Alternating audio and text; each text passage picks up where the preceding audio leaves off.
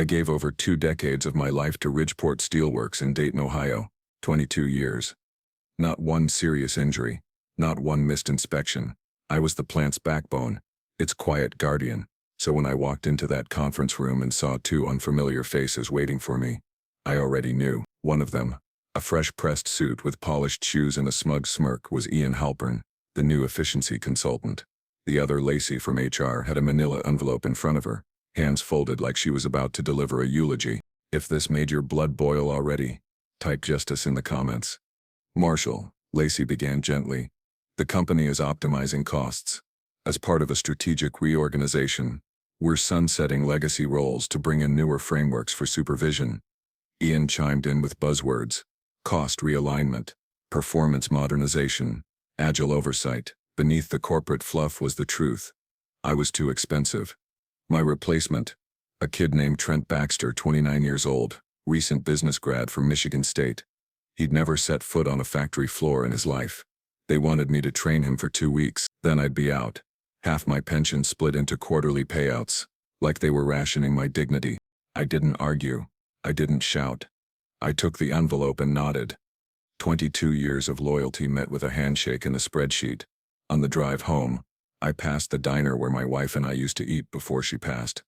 Ridgeport had been the one stable thing after she died. My hands gripped the steering wheel tighter. They thought they could replace legacy with theory. I knew what was coming, and it wouldn't be pretty. That night I called Drew, a retired safety inspector and one of the few people I trusted. They let me go today, I told him. He didn't even hesitate. They're gonna regret it, he said. I didn't respond, but I was already planning. They could take my badge, but they couldn't take the knowledge locked in my head. Some things can't be downloaded from a cloud server. At the plant the next morning, I met Trent. Crisp shirt, cologne too strong, eyes full of spreadsheets. I'm eager to learn everything, he said, offering me a firm handshake. I handed him a hard hat and safety goggles. You're about to learn the hard way, I muttered under my breath. For the next 2 weeks I showed him the ropes, but not all of them, because I knew this kid wasn't ready. And the systems they were so quick to discard, they were about to teach everyone a lesson the hard way. By the end of the second week, Trent had managed to memorize the output charts and start reorganizing the entire shift schedule. Without once stepping into the forge room, he talked about reducing overhead and phasing out redundancy, but never once asked how the casting line operated or why the hydraulic system needed recalibration after every 4th batch. I watched silently as he trimmed inspections, merged maintenance shifts, and eliminated double checks I had written after 3 close calls and 1 near-death incident in 2008. But they didn't care about experience. They cared about optics. And Trent looked shiny in a meeting. Diego and Nina, 2 of the senior line techs I'd worked with for over a decade, pulled me aside on my last day. You see what he's doing, right? Diego whispered, glancing toward the break room where Trent sat chatting with Ian Halpern. They're slashing our safety protocols. Nina told him the hydraulic pump needed new seals. He told her to flag it for next quarter. I handed them each a slip of paper with my personal number. If anything smells off, anything at all, you call me first, not management. They thought I was bitter, but I wasn't angry yet. I was protective, because that plant floor wasn't just a job, it was a community. I'd spent birthdays, holidays, and snowstorms with those people. I knew which forklifts had faulty brakes and which machines whined just before blowing a fuse. Trent didn't know, and worse, he didn't care. To him, the machines were data points. To me, they were ticking time bombs if handled without respect. The final insult came on the last Thursday of my contract. I overheard Trent tell Ian that he was phasing out Marshall's legacy systems. He said it with a smirk, like I'd been some relic they had to scrape off before they could modernize. I left the plant without a word. But as I passed the entrance gates, I turned to look one last time. It wasn't the building I saw, it was the people inside. And I swore then and there that if those people got hurt because of corporate greed, I would burn Ridgeport Steelworks to the ground quietly. Precisely. 2 weeks later, the calls started coming. First from Diego. Trent delayed replacing the coolant valves on line 2. We had a near overheat yesterday. Then Nina. The crane's overdue for inspection, and the safety clips are loose. They don't care. I told them the same thing. Log everything. Dates, times, photos, emails. Build the story piece by piece. Because if Ridgeport thought I'd vanish quietly, they had no idea who they were messing with. And then it happened. 3 weeks after I left. The first serious incident. It started with a loud bang that shook the casting line on a Monday morning. The cooling unit on Furnace 4, one of the oldest but most dependable systems, overheated and blew a pressure valve, spraying scalding steam across the floor. By some miracle, no one was standing close enough to be injured, but operations halted for 6 hours. I got the call from Diego while I was at my kitchen table, halfway through the crossword puzzle I used to ignore my retirement. "We dodged a bullet," he said. "But it's getting worse. They're saying it's the equipment's fault. They're blaming the age of the systems, what they call legacy issues." But I knew better. That valve had been flagged for replacement 6 months ago. I'd filed the report myself. Trent had deleted the order from the maintenance queue to stay under budget. I told Diego to keep the damaged parts, take photos, timestamp everything. Ridgeport wanted to play games with numbers. Fine. I'd build a story they couldn't bury under spreadsheets. Over the next few weeks, more incidents piled up. A cracked conveyor belt sent crates tumbling. A faulty hoist jammed mid-lift. Small issues, each one just below the threshold of disaster. But together they formed a pattern that pointed directly to one cause: neglect. Calculated, sanctioned, corporate neglect. I began assembling a digital folder, one incident at a time, every image, every note, every denied part request. I didn't just want revenge. I wanted undeniable truth. One night, Nina called me almost in tears. "They wrote me up, Marshall. Said I was resistant to modernization for refusing to bypass a safety check on the casting line." I told them it was protocol. "You wrote that protocol." My jaw clenched. They were punishing people for doing things right, for protecting themselves. Ridgeport was stripping the soul out of that plant and replacing it with fear. I knew then a single safety inspection wouldn't fix this. I'd seen these corporate games before: scrub the logs, clean the machines, dress up the floor for one day, then go back to business as usual. No, what I needed was leverage, something permanent, something explosive. So I made a call to Dana Burke, a journalist I'd known for years who covered industrial corruption for the Dayton Gazette. "You still chasing the truth?" I asked. "Because I've got a story you'll want to hear." But just as I was setting the trap, Ridgeport tried to shut me down. 3 days after I spoke with Dana Burke, a courier showed up at my door with a letter, official Ridgeport Steelworks letterhead, thick envelope, legal tone. They accused me of violating non-disclosure agreements, spreading defamatory information, and interfering with company operations. In short, they were trying to scare me into silence. I handed the letter to my attorney, a seasoned pit bull named Marcus Wynn. He read it twice, then chuckled. "All bark. You haven't leaked trade secrets. Everything you've gathered is about safety. They're bluffing." Still, it rattled me. Ridgeport was feeling the pressure, and cornered animals always bite. I called Diego that night. "Be careful," I told him. "They know something's coming. Stay alert, stay quiet, and for now don't mention my name to anyone." He agreed, but I could hear the tension in his voice. Everyone on that floor was walking a tightrope, working under a leadership that valued numbers over lives. And the rope was fraying. The next morning I received a text from Jason Ellis, a former Ridgeport plant manager who'd left 2 years earlier after clashing with upper management. "Heard what's happening. You're not wrong. I tried to change it. They buried me in paperwork and meetings until I quit. I have emails, if you want them." I responded immediately. "Send everything." Jason delivered a thumb drive 2 days later with 24 internal memos, all outlining cost-cutting strategies that directly contradicted federal safety standards. One line stood out, an email from Ian Halpern to the CFO. "We've modeled potential accident costs versus savings from maintenance reductions. Risk is acceptable. Insurance will cover outliers." Outliers. That's what they called injuries. Lost limbs. Lives destroyed. I stared at that line until my vision blurred. That email would blow the roof off everything. But the most disturbing call came a week later. Nina's nephew, a 19-year-old intern named Jordan, had been injured. The press guard on line 2 had failed, the one Trent delayed replacing to save a few $1,000s.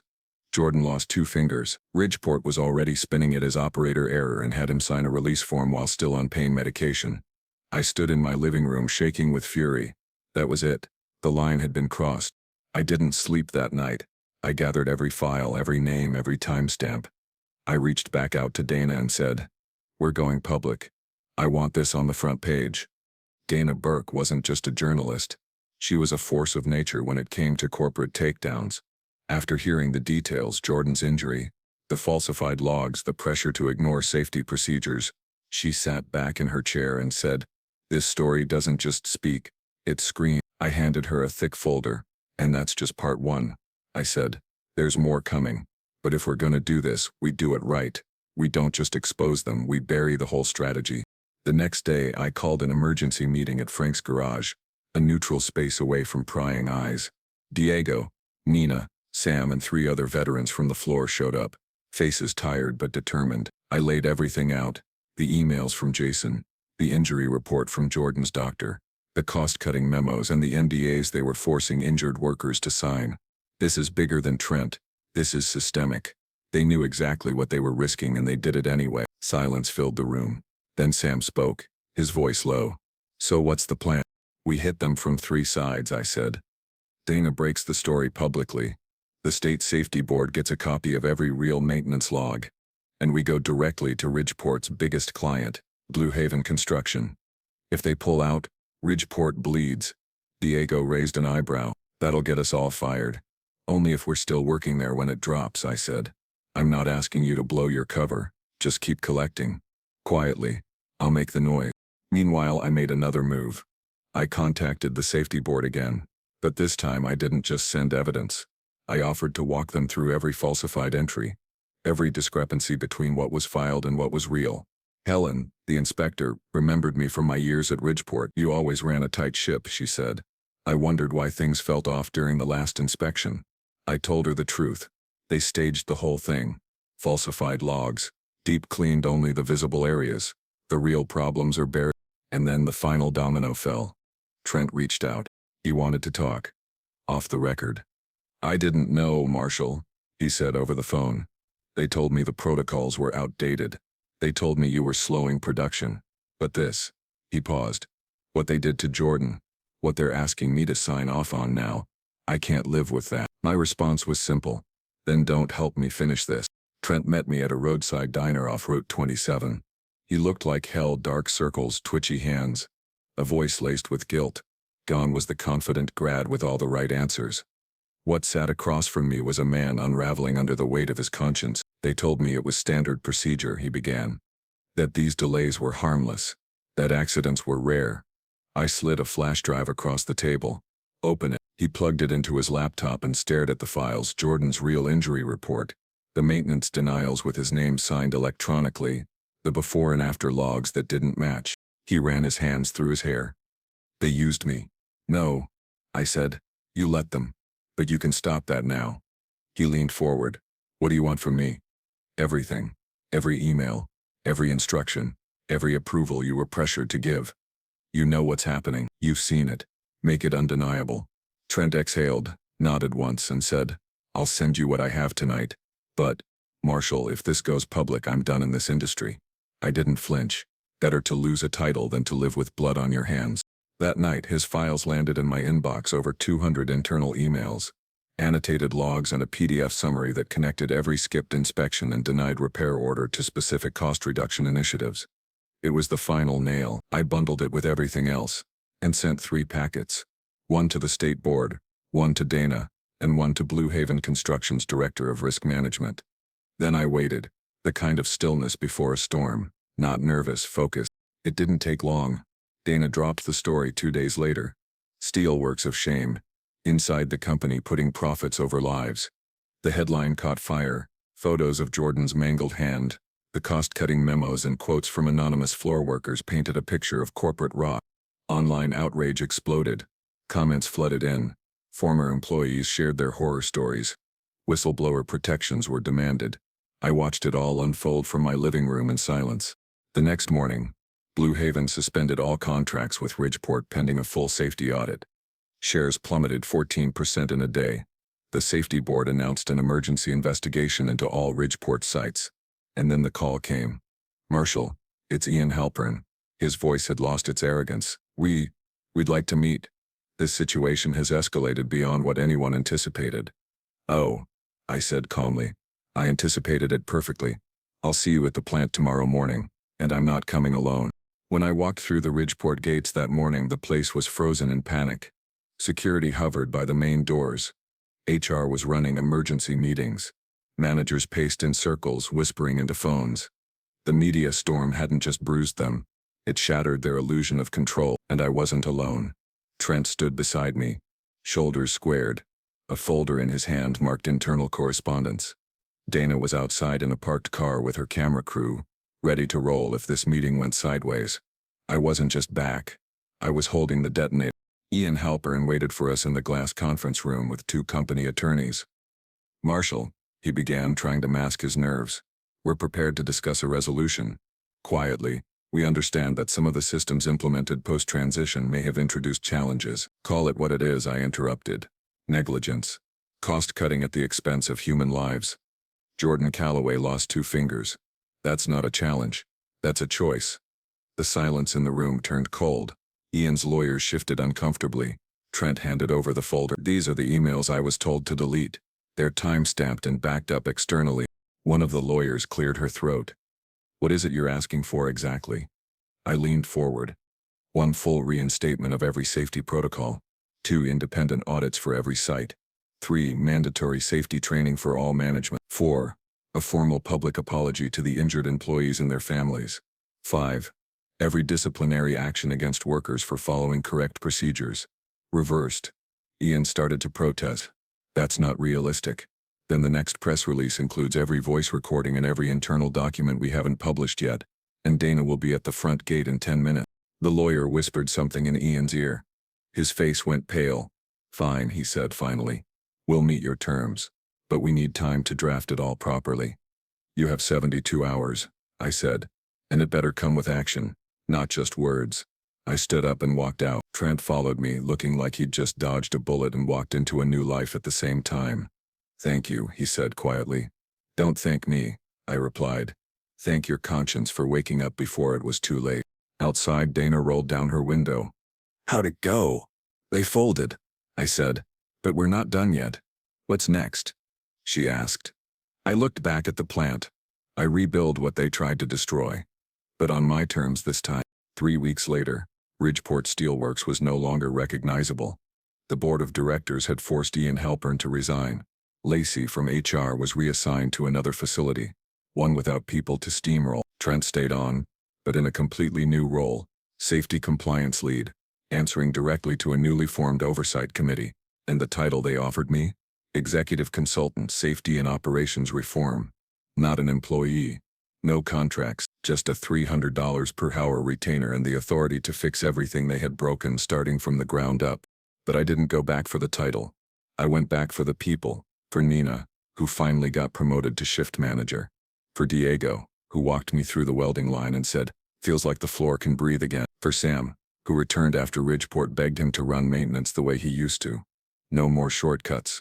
For Jordan, who was paid a full settlement, received a public apology, and got his college tuition covered by Ridgeport's new employee restoration fund.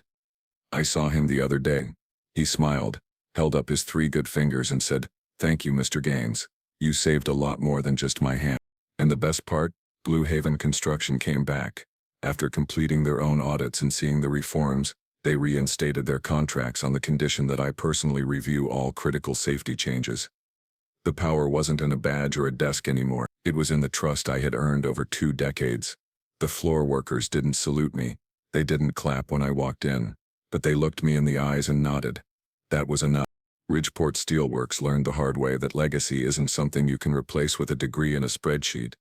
It's something built day by day, mistake by mistake, lesson by lesson. You don't dismantle that without consequences. I still walk the floor 3 times a week. The machines hum smoother now. The people move with confidence again. Trent and I even share a laugh sometimes about how different things look when you finally listen to the ones who've been there in the grime and the heat, and the real heartbeat of the plant. And every time I hear those machines purr in rhythm, I know justice wasn't just served. It was rebuilt.